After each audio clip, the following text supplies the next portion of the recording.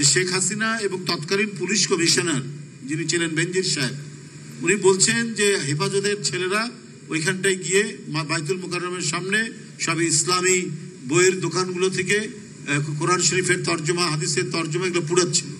তো সেই সাংবাদিক সেই টক শোতে বললেন, যারা কোরআন মুখস্থ করে, যারা কোরআন হেফজ করে, তারা কোরআন পুরাবে কি করে? কত বড়!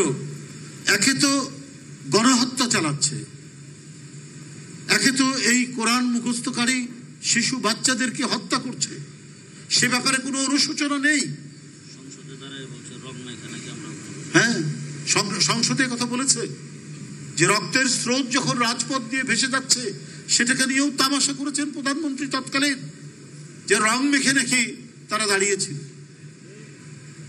কত বড় তামাশা, কত বড় উপহাস তারা সেই দিন করেছেন।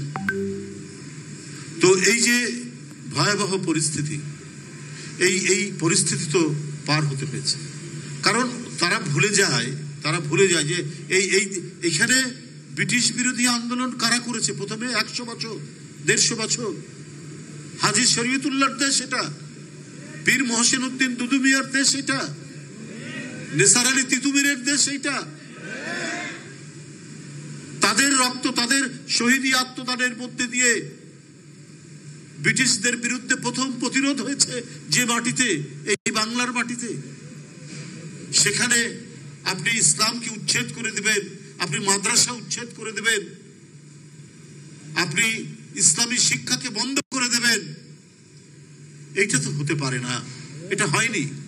তারা বারবার চেষ্টা করেছে, যখনই ক্ষমতায় এসছে তখনই চেষ্টা করেছে যে কিভাবে এইটার বিরুদ্ধে একটা পাল্টা বয়ান তৈরি করা যায়, ইসলামী শিক্ষার বিরুদ্ধে, মাদ্রাসার বিরুদ্ধে। আমাদের যারা ইসলামিক স্কলার এখানে যারা বসে আছেন, ইসলামী পণ্ডিত যারা আছেন, তাদের বিরুদ্ধে একটা বয়ান তৈরি করার চেষ্টা করা হয়েছে, কিন্তু সেই বয়ান তারা টেকাতে পারেনি। এটাই হচ্ছে ইসলামের অন্তর্নিহিত শক্তি। ভারতের প্রধানমন্ত্রী বলেছেন যে বিশ্বব্যাপী এরা এত মার খাচ্ছে, গাজাতে মুড়ি মুড়কির মতো ফিলিস্তিন শিশুদেরকে, মানুষদেরকে তাদের মনে হচ্ছে পড়ে আছে মুড়ি মুড়কির মতো মারতে মারতে, তারপরেও তারা কমে না। পৃথিবী দুই একটা মানে তাদের সম্প্রদায়ের কথা বলছে, এরা তো কিছু করতে, এরা পারে না কেন? নিউ ইয়র্ক টাইমসে আমি পড়ছিলাম যে প্রতি বছর আমেরিকায়, মার্কিন যুক্তরাষ্ট্রে প্রতি বছর মুসলমানের সংখ্যা বাড়ছে।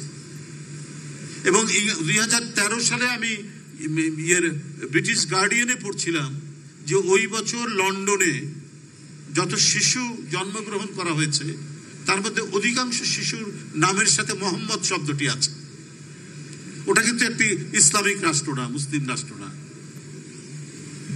এত অপপ্রচার, এত হত্যা লীলা চালানো হচ্ছে, মুসলমানদের উপর গণহত্যা চালানো হচ্ছে, তারপরেও এরা কমছে না। নিশ্চয়ই এই ইসলামের মধ্যে এমন একটি শক্তি রয়েছে যে শক্তি তাদের ঈমান, তাদের আকীদা, তাদের তাহজিব, তাদের তমুদ্দুন এটাকে বাঁচিয়ে রাখার জন্য সেটা দারুণ প্রেরণার সৃষ্টি করে বলেই সে কাজটি হয়। কিন্তু কথা হচ্ছে ইসলাম কিন্তু একটা জিনিসকে, আমি যতটুকু পড়েছি, আমার অত জ্ঞান নাই, এখানে আলেম সাহেবরা, ইসলামী পণ্ডিতরা বসে আছেন, তবে আমার যতটুকু পড়ে মনে হয়েছে ইসলাম একটা জিনিসকে খুব ঘৃণা করে, ওটা মুনাফিকি, তাই না?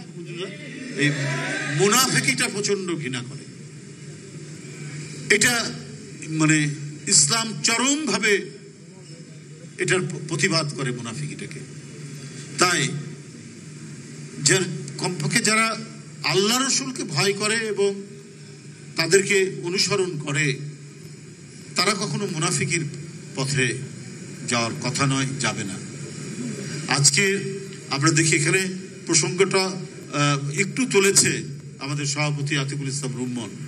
আমি শুধু এইটুকুই বলতে চাই যে আমরা এই দেশে একটা মুসলমানদের একটা আবাসভূমি দরকার, যেখানে মুসলমানরা সংখ্যাগরিষ্ঠ।